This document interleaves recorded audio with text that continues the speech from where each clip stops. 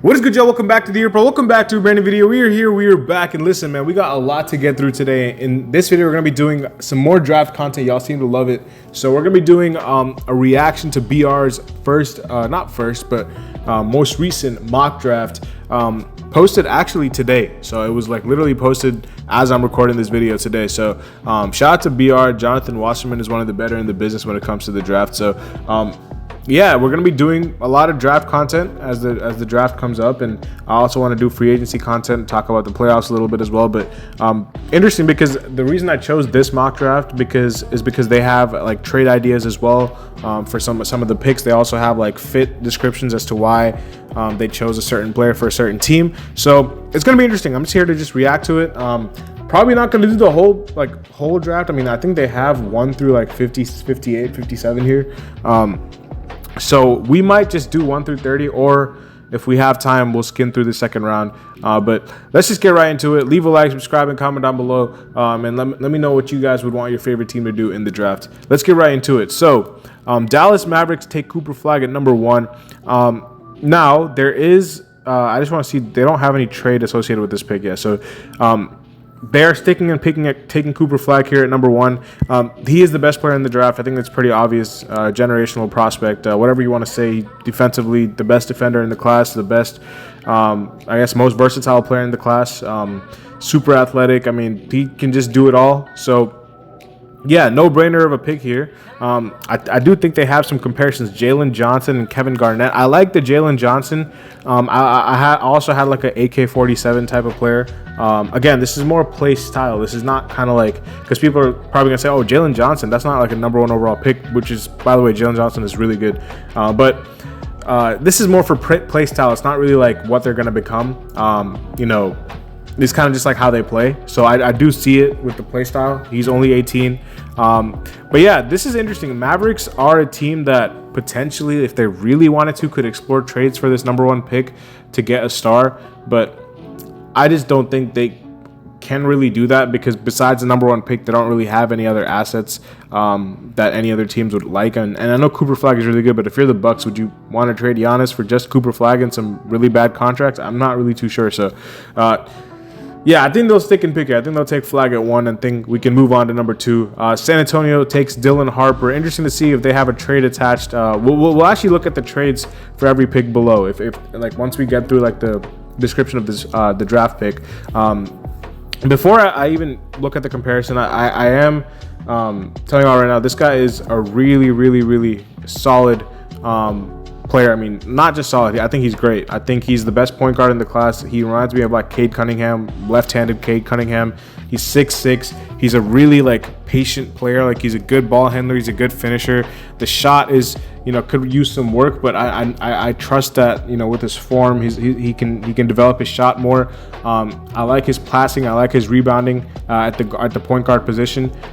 There is a fit concern because you have Fox, you have Castle, but I feel like he is the best player available here. So when you're picking at number 2, you don't really go for fit most of the time. You kind of just go for who's the best. And I think Flagg and Dylan Harper are kind of like shoulders above everyone else in the class. So I would take him at 2 here if I was the Spurs. They do have Cade Cunningham as a comp, and Jalen Brunson. Okay, I like that. Yeah, really, really good prospect. Yeah, exactly. Like, all of his skills have extended a gap between him and 3. Like, I feel like he is solidified the second best prospect in the class, like, conversations. Team fit, the Spurs' young core would be fully loaded if Harper joined Wembanyama, reigning Rookie of the Year Stephon Castle. Do they want to add another guard for, with De'Aaron Fox is definitely a question mark, but I feel like they can make it work. You can probably slide Castle over to the 3 and figure that out then. And who knows, De'Aaron Fox is not necessarily young. He's, I think, in his late 20s right now. So we'll see if he's even on the team in a few years. But you have Harper, you have Stephon Castle, you have Wembanyama. Now, I did peep a trade idea down below.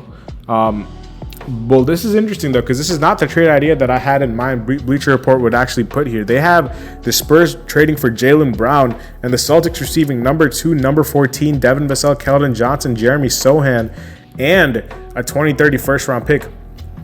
Wow.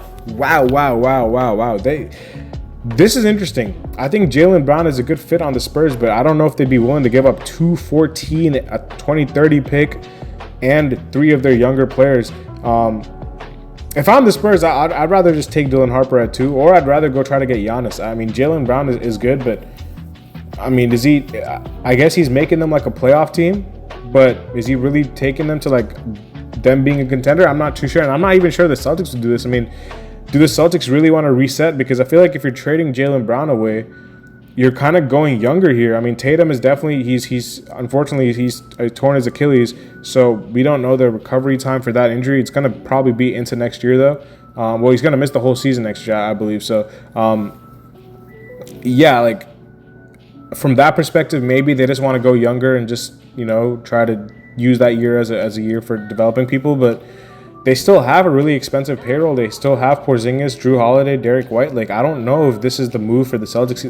So I'm not a fan of this trade. I think if the Spurs trade the second pick, it has to be for like a Giannis. Even a KD with his age and all, I wouldn't really like the Spurs giving up all that for. I think Giannis has got the guy that they should be going after here. Like, if they trade this pick away, I think it should be for Giannis. I don't think it should be for anyone else. But interesting idea, nonetheless. We can go to number 3, though. We got the Sixers taking Ace Bailey at 3.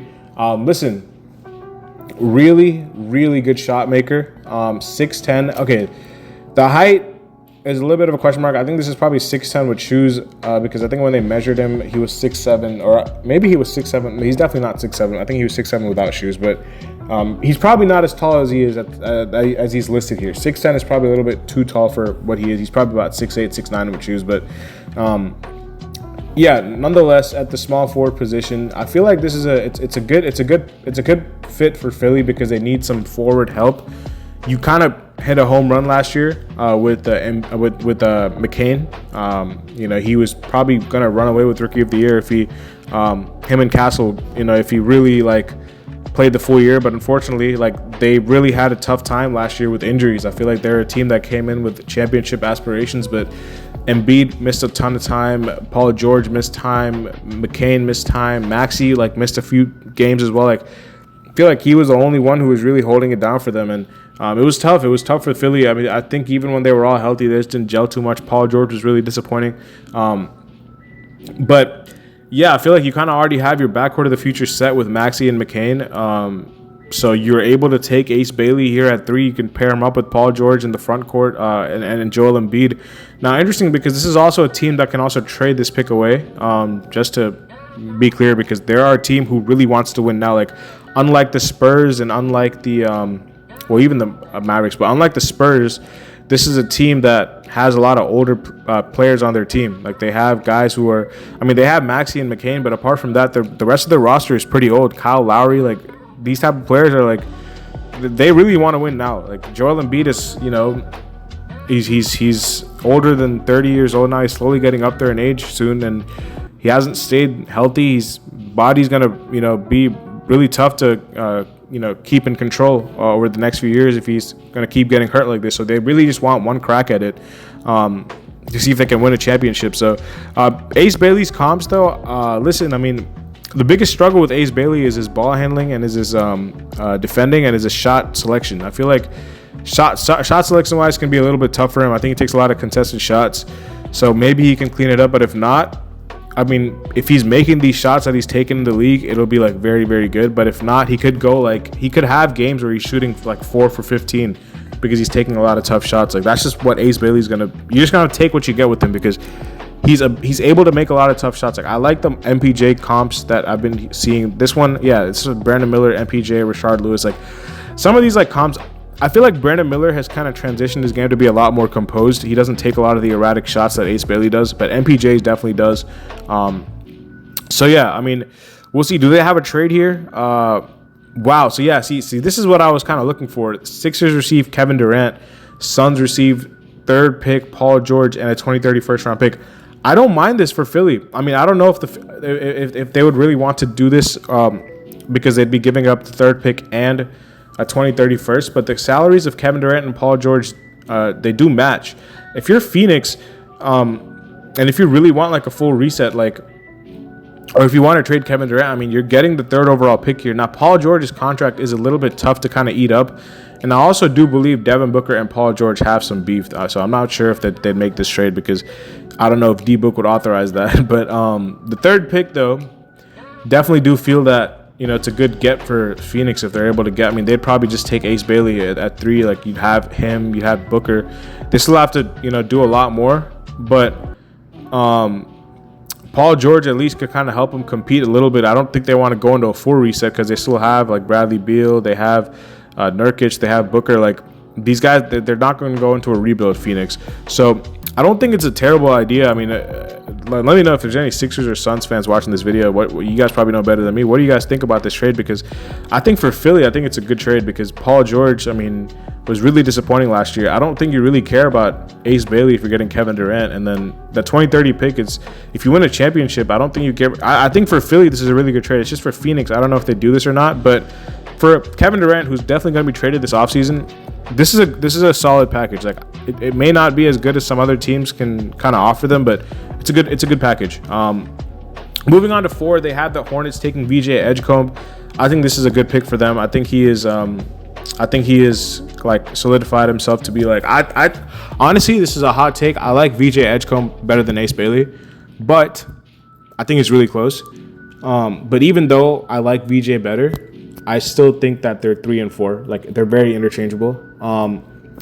I just think VJ is so athletic, man. I feel like he's just like a freak of nature. He's 6'5". Defensively, he has good instincts. He has a good frame.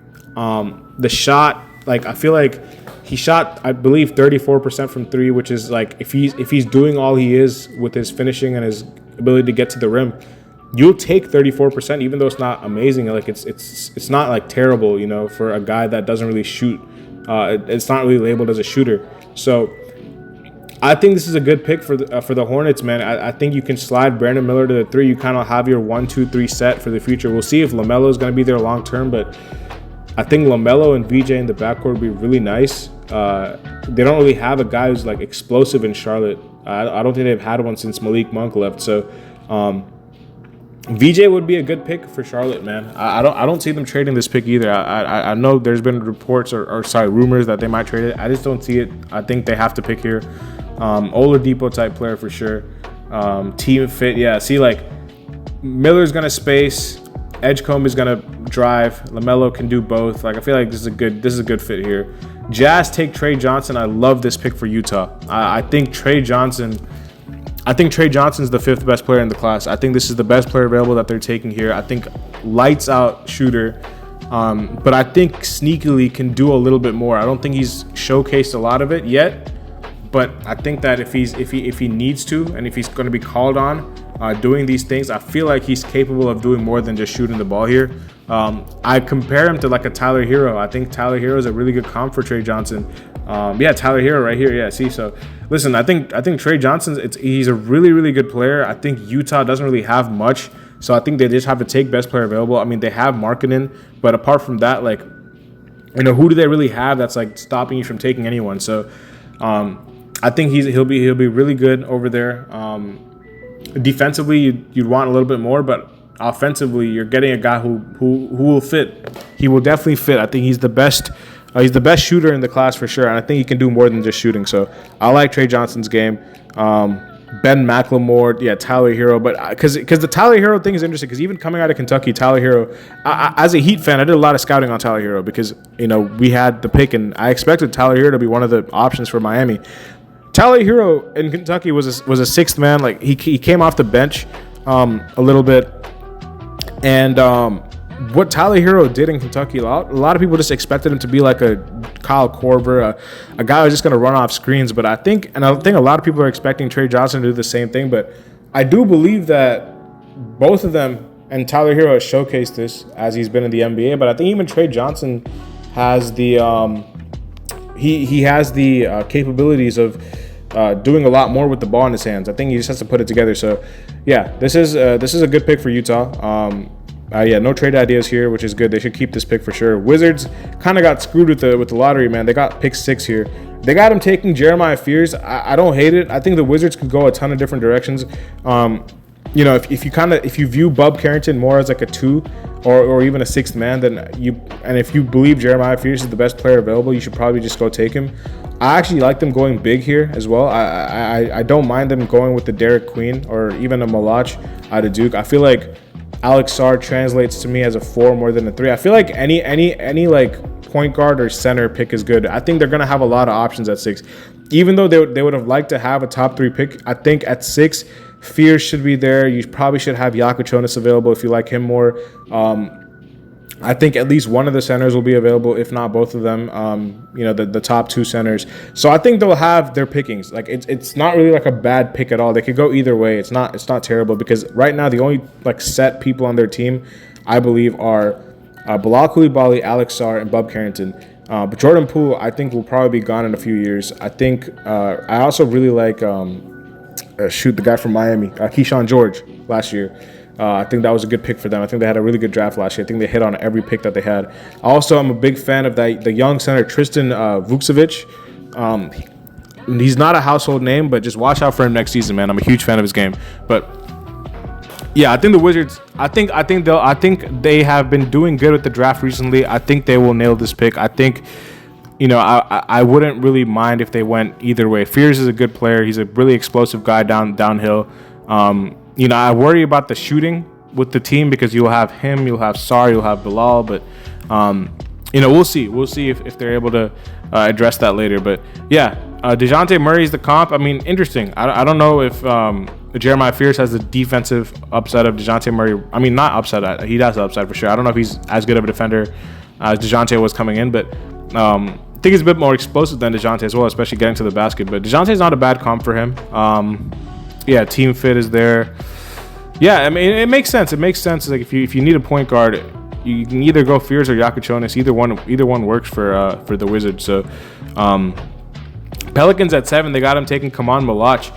Interesting because they did end up taking Yves Missi last year. So it'll be interesting to see if they even go this direction because I'm not really sure if I don't know what this means for Yves Missi. If you have Malach as like a really like high prospect on your board, then yeah, go ahead. But I really think Yves Missi was really good last year for them. I'm not gonna lie. I think Yves Missi played a really important role for them, and I think he just was a really good player. I feel like you don't really need to take a center here for the Pelicans because, especially Malach, who can't really space the floor. It's not like you can play him and Missi together. So, and I don't know. I mean, the Pelicans are an interesting team because they also were a team that was very ravaged by injuries here. But, you know, they have a lot of guys at different positions. So maybe the argument is, listen, we already kind of have our wings set. We have Trey Murphy, Herb Jones, and we have Zion. So we're not going to take a forward here. And we have CJ and DeJounte. So I guess the only position we can go is center. And Yves Missi is probably he's the least solidified. But I actually don't think the guard position is that solidified either. I think DeJounte he has a really bad injury. I'm not sure when he's going to be back. CJ has transitioned to me more as a bench piece for them, as a 6th man. So I wouldn't mind them going at Fears or Jakob Jonas. Obviously Fears is gone, but Jakob Jonas I wouldn't mind here. But Malach, maybe I can understand, but I don't know. I feel like the fit is a bit wonky there. I'm not too. I think Derek Queen is better than Malach, by the way. So I don't even think he's the best player available, especially at his position. So there is a trade idea though. Pelicans receive Kevin Durant. Okay. I forgot about Jordan Hawkins. They have Jordan Hawkins too. Yeah, they definitely should not go a wing player. But yeah, Suns receive 7 CJ McCollum, Kelly Olynyk, Jordan Hawkins, 2029 first, top 3 protected, and a 2027 first round pick swap via Milwaukee. Wow. I mean, if the Pelicans really want to go in, KD is not bad for them to go get. But the problem is, like, are you gonna move? You're gonna have to figure out some. I think one of either Trey Murphy or Herb Jones will have to come off the bench then, because you can't play Herb, Trey, Zion, and KD together. You know, then you don't have a point guard. So unless you play Zion at the 5, which I don't like. So interesting. I mean, for the Suns is also interesting. CJ McCollum, Kelly Olynyk is not particularly enticing, but they do get 7. I think Jordan Hawkins is really good. They also get an extra pick and a swap. So we'll see. I mean, this is a left field idea, actually. I never really thought about the I never really thought about the Pelicans being a Kevin Durant team, but yeah, we'll see. Do want to speed through this. We're already about 20 minutes in. We're only about we're only through pick 8. Con Knuble to the Brooklyn Nets. Con Knuble is a guy who's not going to be a bust no matter who selects him. I think Con Knuble is a guy that really high floor, but I also do think sneakily has a higher ceiling. He's only 19, so he has a higher ceiling than what people expect him to be. Con Knuble is really good though. Huge fan of his game. I feel like he can shoot, he can defend, he can pass, he can finish. I think he can do everything. He's like a Gordon Hayward type player to me. Cam Johnson, I don't mind this comp either. He feel like he's going to be more than like a Kevin Huerter or Corey Kispert. People just think he might just be a shooter. I think he's going to do more things in the NBA, man. I think Con Knuble is really good. I think Brooklyn might not be a team for him. I think if you're Brooklyn and you have Jokic Jonas available or someone who can be like a franchise player for you down the line, because Con Knuble is as good of a player he is, I think he's more of a complementary piece. Probably a player that fits a winning team more than Brooklyn. But yeah, definitely a good player. Do they have a trade idea? No. They have. Wow. Toronto taking Noah Essengay at 9. Oh my. Toronto is a team that would take Noah Essengay, by the way. They love international prospects in Toronto. They also love project picks. They love guys. Toronto has a very specific archetype when they look for draft picks. They love like length. They love guys who have like a ton of potential, like untapped potential. They love international prospects. Masai Ujiri does a lot of scouting overseas. This is a Toronto Raptors type pick. Like I don't put it past Toronto to take this guy. The problem is Scotty is there. So you'd probably have to play him next to Scotty at the 3, but you it could work. You have Barrett, you have Quickly. I don't mind this for Toronto. I was gonna maybe down it more, but this is not I love Noah Essengay. I think he's a really good player. I think a team would have to take a chance on him because he's so young. Toronto definitely is a team that can afford to do that. They're not really competing anytime soon, so this is a good pick. I actually like it. I wasn't thinking this at all for Toronto. I was gonna go another direction here, but. Wow, I mean, again, and this is a pick that I don't put it past for a team like Toronto to make because of their history. Just looking at the type of players that they like, Toronto definitely likes players like Noah Essengay. So, don't think it's bad at all. Jeremy Grant is a good comp. I also see like a little bit of Bilal Coulibaly. Yeah, Toronto Essengay already feels pretty Raptors-y. I completely agree. This is a Raptors type pick. I don't mind this at all from the Raptors, man. If they really want to just take a swing here, if they really like Noah Essengay, just go take him. You can afford to take a swing. You're not really competing anytime soon here. So yeah, go ahead, Toronto. Houston taking Asa Newell. Wow. Now Jabari Smith has disappointed a little bit. He was really good in the game 7.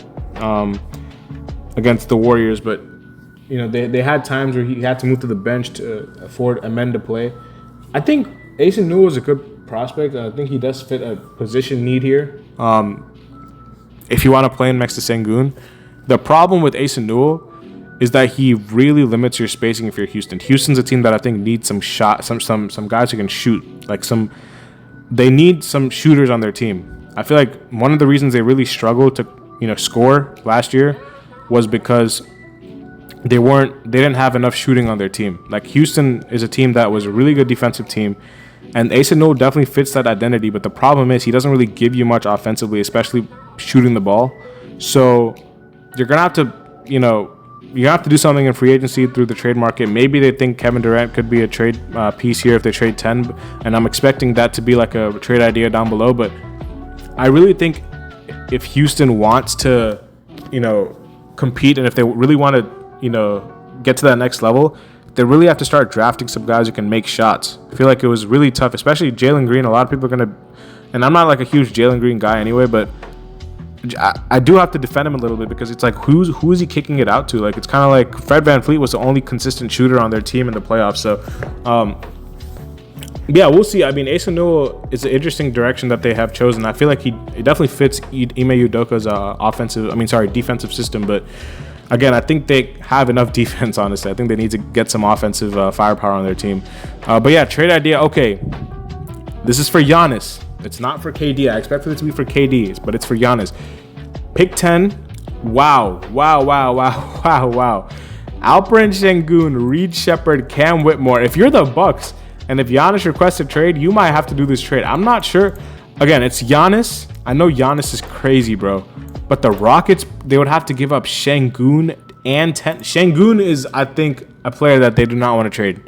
I think Şengün is just, I think he's their best player. It's like, what would Giannis be coming to Houston for if you're giving up Şengün? Like, is he coming for Jalen Green? It's like you're not really getting really that much. I mean, Giannis is a better player, so you're getting better, but is it really putting you over the top? You'd want to pair them up together. So, yeah, I would say they go for KD. I think KD is a lot more attainable for them. I think they don't have to give up as many pieces. I think they can match the salaries pretty easily. I don't think you have to go for Giannis. I think you can go for KD. He'll slot in. He'll also make shots for you as well. So, yeah, we'll see.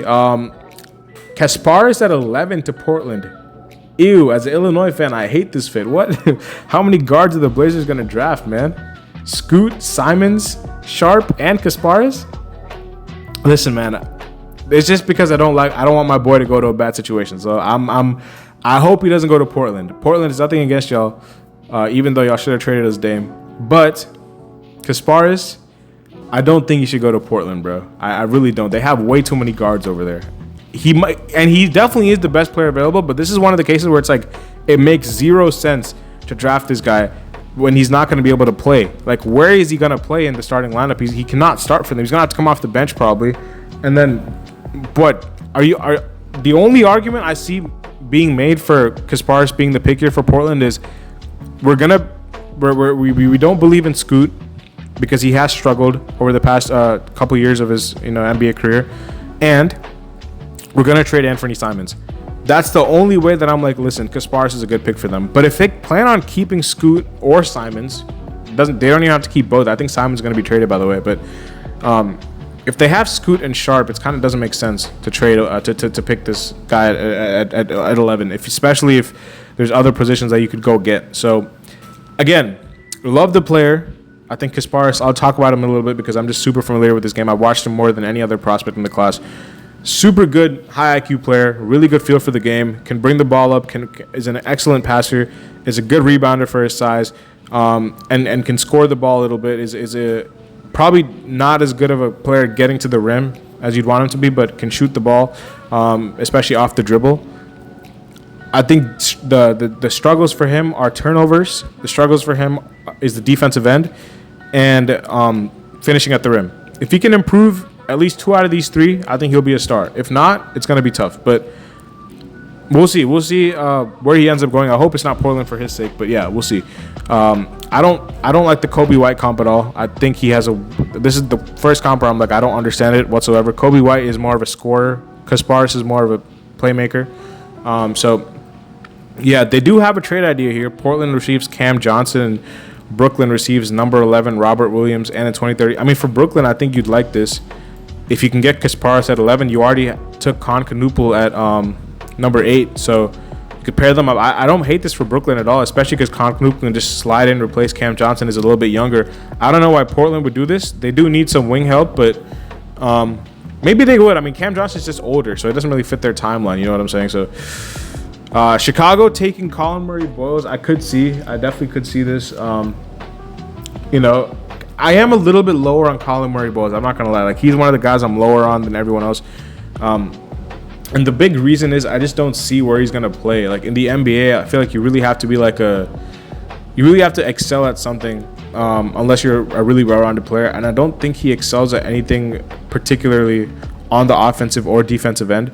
I think he's a good, hustle player for sure. But maybe, at 6'7", you kind of need to be able to shoot the ball. If you're going to be playing the small forward position. I don't think he's going to be a power forward in the NBA. I think he's a little bit too undersized. But maybe you kind of see him as a PJ Tucker, Josh Hart player. Maybe. There's a big maybe because I just don't know if he's going to be able to fit. He plays like Julius Randle, but he's smaller. So it's not even like he has the size that Julius, because I know one of these comps, Julius Randle is going to be one of the comps, but he doesn't shoot the ball well at all. And at 6'7", he's undersized, so it's kind of tough. That's why I'm saying, offensively, I question where he's going to fit on any team. So maybe a team can develop his shot, but he's like a post player at 6'7" is kind of what I'm trying to say. Like, he plays within the paint. Like, he's not like a guy, and I feel like when you're not that tall in basketball terms, you kind of have to be able to shoot a little bit, unless you're a Josh Hart or someone like one of these outlier players. And he could be one of these guys, but who knows? They have a trade idea with well, I'm not sure why they have a Hawks trade idea. They probably meant to have that. Okay, I think we'll revisit this trade idea with the Hawks. This is probably a Hawks trade idea because the Bulls are nowhere to be seen on this this trade. Hawks take Derek Queen. Wow, if the Hawks get Derek Queen, bro, they should be doing jumping jacks, bro. They should be going in Atlanta and throwing a party if they get Derek Queen, bro. This is a perfect pick for them. There's no way he falls to 13, by the way. I don't think he will, but if they get him at 13, that's a crazy pick. That's crazy good for them. I forgot he hadn't gone yet. This is, I think, too low for Derek Queen, but it's a really good fit though. Really, really good fit. He's a very unique center. I feel he can pass, he can shoot a little bit, he can dribble, he can bring the ball up. Like, I feel like he can do a lot of things, man. He kind of has like a stereotypical like European center play style, but he's not. He's American, so like people are gonna compare him. Like Alperen Sengun, I actually like the comp. Not many people are gonna compare him to European centers, but he has a European play style. Like he's very high IQ, like really high IQ, like good passer. He has guard skills. You know what I'm saying? At 6'10", so I like this pick. I like this pick for the Hawks.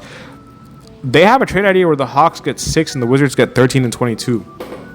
I actually don't like this for the Wizards because like you're kind of trading away your top pick, where you can get any of these top players. You can even get Derek Queen at 6. I don't like it for the Wizards. For the Hawks maybe, but for the Wizards no. Spurs take Carter Bryant. This is a Spurs pick. My God, this is a Spurs pick. Carter Bryant's a really good player, bro. I had him on my underrated players, my sleepers list. Go watch that video if you guys have not already. It's my last one. But Carter Bryant on the Spurs is a seamless fit, bro. He can shoot and he can defend, and that's all you need him to do. That's all you need Carter Bryant to do. Great pick for the Spurs. I don't have to spend too much time on this. It's really good.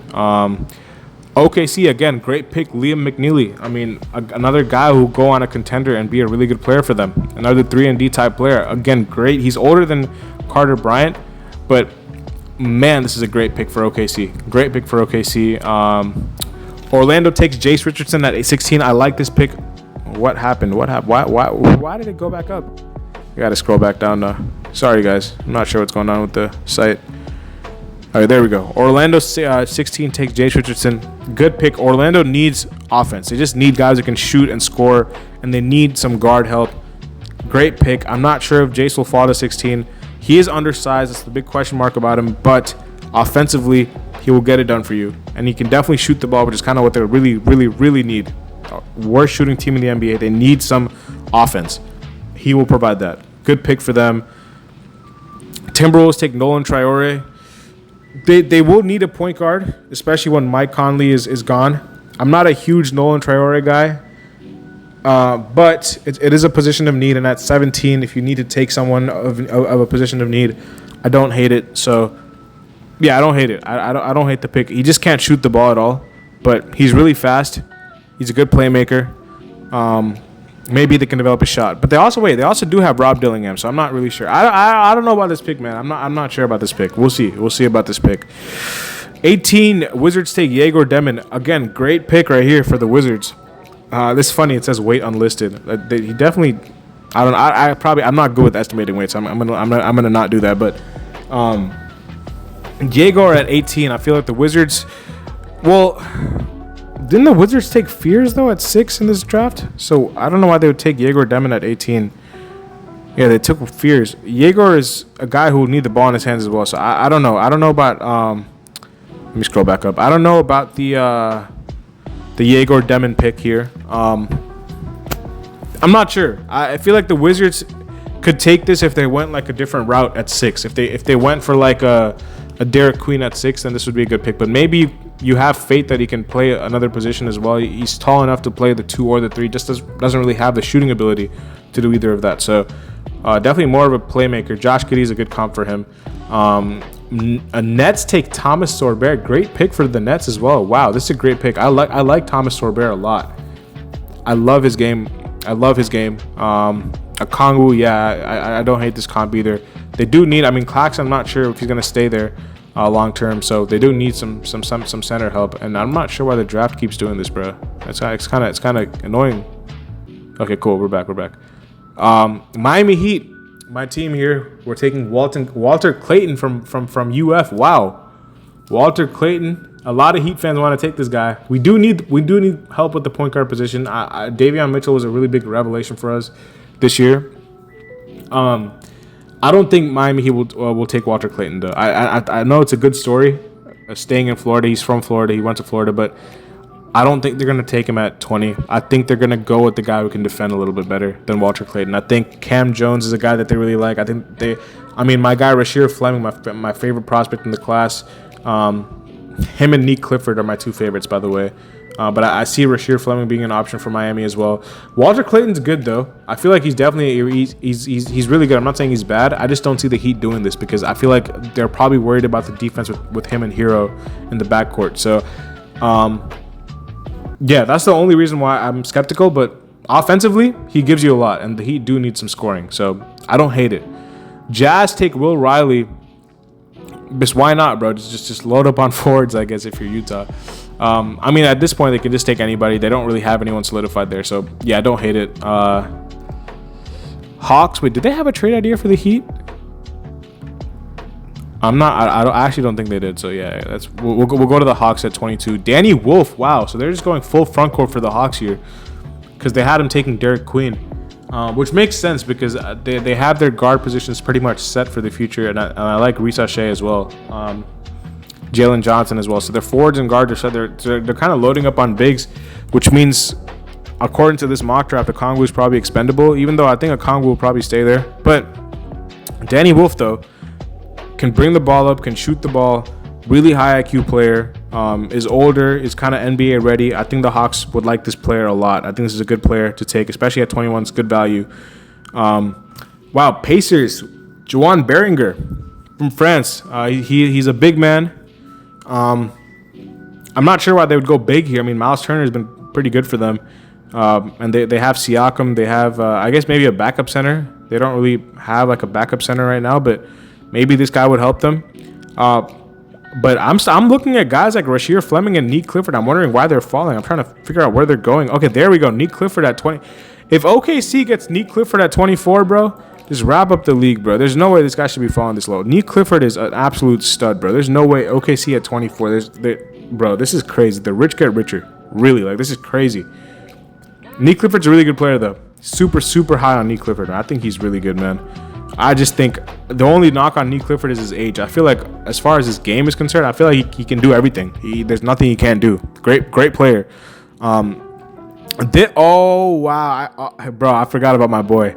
Oh, my. Cedric Coward, one of my sleepers. Yes. And Orlando this is a great fit for Orlando. I cannot stress it. Cedric, I wouldn't even mind if Orlando took Cedric Coward with their previous pick at what was it, 16, 17? I wouldn't mind if they took him then. Cedric Coward is exactly the type of player Orlando needs. They need some shooting, bro. They need shooting. He is a lights out spacer, bro. Lights out. Yeah, he's very, very, very good at shooting the ball. I think he can do more as well. Great fit. I don't like the Jarris Walker comp, but this is a great fit for Orlando. Cam Whitmore for 25 and Jet Howard is interesting. Interesting trade for sure. Finally, my boy Rasheer gets taken by the Nets at 26. The Nets are just getting forward after forward, huh? I mean, this is great value. Rasheer Fleming, I think, is a guy who should go top 20. I think he stays in the New York area, which is good. It's good for him. Can rock out in Brooklyn. I like this fit. I think he shouldn't be going to 20 at 26. Though. He should be going a lot higher. Let me just tell you that he's a really, really good player. But yeah, 26. They have him going at Rasheer Fleming. Again, can do a lot of different things. Can shoot, defend. Is athletic. I like this. I like this pick a lot. Tahad Pettiford at 27. The Nets have a ton of picks. My God, they have so many picks. I don't think they're gonna pick all 5. I think there's definitely gonna be trades involved. But I don't think any of the picks that they had was a point guard. So again, Tahad and Cam Thomas is gonna go crazy if that's the backcourt that they're gonna field out next year. Drake Powell to the Celtics. I think the Celtics have to go big. maybe there's just not any bigs available. Oh, never mind. Nah, I just found one. Next pick, I forgot about my guy. Okay, you know what? Maxime Reynaud should be going to Boston. If he's there at 28, Boston should take him. Porzingis, I think he's cooked, man. I don't know what's going on with his health, but I'm hearing stuff. He can't breathe. He can't like run properly. Like they're gonna have to move him, bro. Like I don't know what's going on with his health. They really need some center help. Al Horford is getting older as well. I would go Maxime Reynaud. I don't hate Drake Powell as a player though. I think he's a good player. Suns, meanwhile, I think this would be a great pick for the Suns. I mean, Yusuf Nurkic is, I think, pretty bad. Wait, no, they traded away. I keep saying Yusuf Nurkic. Yusuf Nurkic is gone. I'm sorry, guys. I'm talking about Yusuf Nurkic. He's on Charlotte, bro. So excuse me. I said Yusuf Nurkic even when in the last pick that they had, on the trade idea that they had. They have Nick Richards now. Even so, Maxime Reynaud will come in there. He'll be their best center. This is a good pick for the Suns. And then at 30, Ben Seraph. Wow, I did not realize Ben Seraph fell to 30. This is a steal for OKC. I mean, sorry for the Clippers. I saw via OKC. It's a steal. It's a very, very big steal, man. At 30, I mean, this is crazy. I think, and him and James Harden, I think he can learn a lot from James Harden. He's a project pick, but I think he can learn a lot from James Harden.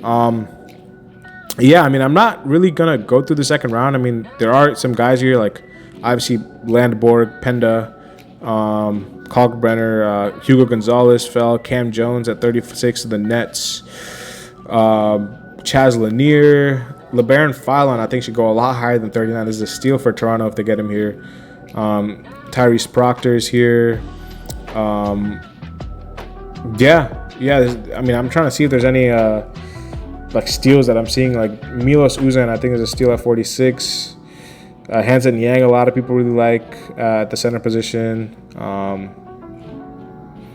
But apart from that, I'm not seeing like a ton of steals here in the second round. But there are guys who fell for sure though. So yeah, we'll see. We'll see what the verdict is. But listen, man, that was me reacting to Bleacher Report's 2025 mock draft. We have done a 42-minute reaction, so it's been a pretty long video. Hopefully you guys have stuck around to the end, man. It's been really, really fun to just talk draft. Let me know what you guys think in the comment section below about the draft, about this class, about who your favorite team you'd like them to select. And yeah, man, I'll see you later as always. Peace.